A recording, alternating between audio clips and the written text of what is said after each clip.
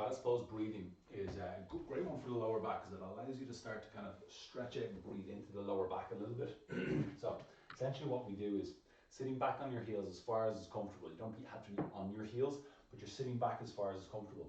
And you can use a cushion to rest your forehead on and have your hands down by the side like so. So your back goes into a natural curve. And you can also make a fist and place your forehead on that fist, both hands if you want to. You can use two cushions, whatever, to put yourself into a position that feels fairly comfortable. And then we start the breath in. And what we're trying to do is just expand and breathe in through this entire area here. Breathe out.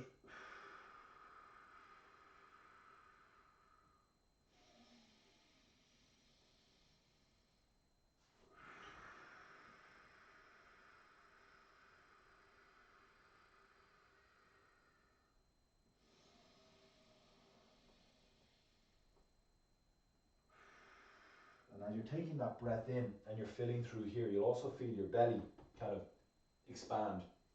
Again, that's your diaphragm muscle there, pulling down, getting all the air into the lungs. So you'll feel it kind of pushing into your thighs, which is normal. So that's that 360. Again, good analogy is always that balloon 360-degree breathing. We're able to breathe in.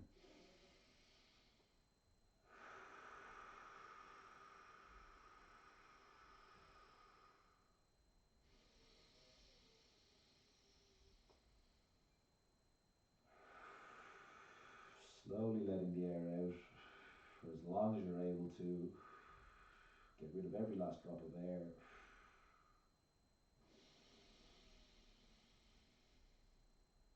And a big breath in, like so. For shin rolls, you might need a cushion to sit onto, depends on your floor, so mat or a cushion. Key with this one is, I'll show you from a different few angles, so it's feet nice and wide. You're going to use your hands to lean your weight onto. So your feet are nice and wide. Try and kind of walk them out a little bit more. And you're trying to bring your heels back towards your backside. From this position then, what you're going to do is let your knees roll over as close to the floor as possible. And then over onto the other side. And you're going to rotate your hips. Roll through your hips, so shins getting closer towards the floor. Now, it doesn't matter where you get to starting off with, you can just build that as you're going along. Your hip on this side doesn't have to stay down, so you don't have to stay fully seated on the floor. So you can come all the way around and see my backside is lifted up off here. Rolling through. And when you're down into this position, this knee should be inside this foot, okay? Not kind of out like that. Or coming up on top of us, and that's why when we set up we want a nice wide stance with the heels towards the backside, so that when we drop this knee down towards the floor, it ends up inside the sole of this foot, or kind of in line with it, if that makes sense. That's the important thing. As you do this, depending on what surface you're on, you may slide around a little bit, and you may actually end up in kind of something like this position where you're leaning onto your arms an awful lot. So you can readjust your position as you need fit, and give your arms a little bit of a break whenever you need to. So for the long levers, what you're going to do is your legs and your arms are your levers. So you can use a cushion for support on your head if you need to. If your head can be flat on the ground, that's absolutely fine too. You're going to have one hand out and one leg out on one side. And what you're going to do is you're going to try and separate the distance between your fingertips and your heel. So you're going to reach away as strong as you can. So this shoulder will go up towards the ear, fingers going up, and your heel is pushing down. So essentially, if you watch my hip, is going to drop down, and I'm opening up, stretching out through the side of my body here. Now to help that out on the other side, I'll show you from this side though, is what I'm going to do on the other side is I'm going to do the opposite. So I'm going to try and hike the hip up on the opposite side and reach this shoulder down. So I'm going to try and shorten the space between my ribs and my pelvis. Now what that does then is it allows the other side to open up that little bit more. So when I reach down on the other side and hike my hip up here, I'm able to reach a little bit more with that heel and that hand. So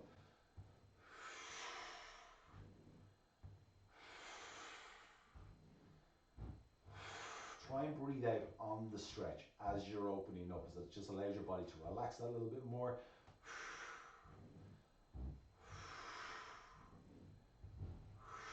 As I said, I'll show you a few from this side then to show you what the opposite side should be doing.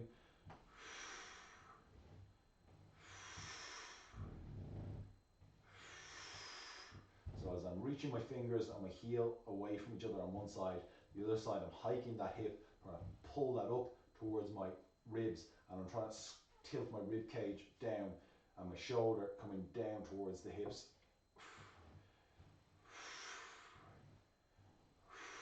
Like so.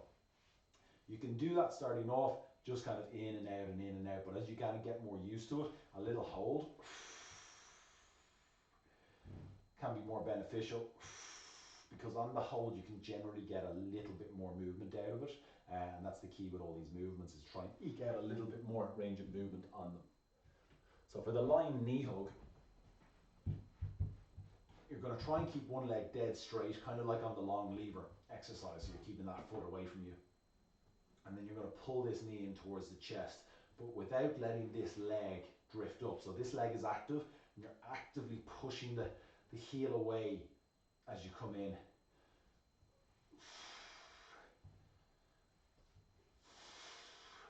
So you're trying to really pull this knee and the thigh in towards the chest as you're pushing this heel away from you. And as you get used to that, you can then alternate side to side. So I'm pushing that heel away, pulling this knee in towards me, nice and strong. Breathe out. Being very active on the straight leg, pushing the heel away from you, like so.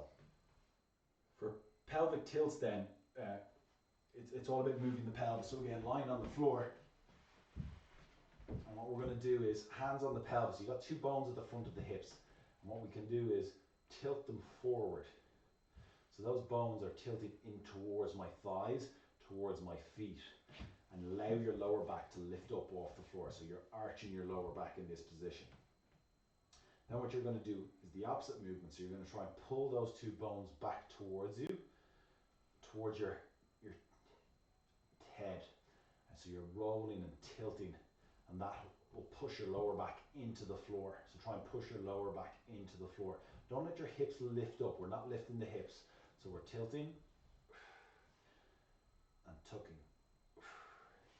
Tilt, so that arches the back off, and then tuck, push the back into the ground again. You're tucking that, imagine that belt line between those two bones that you've got. Imagine you have a big belt buckle.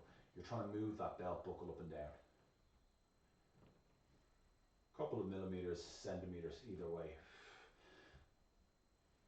The range of movement doesn't have to be great.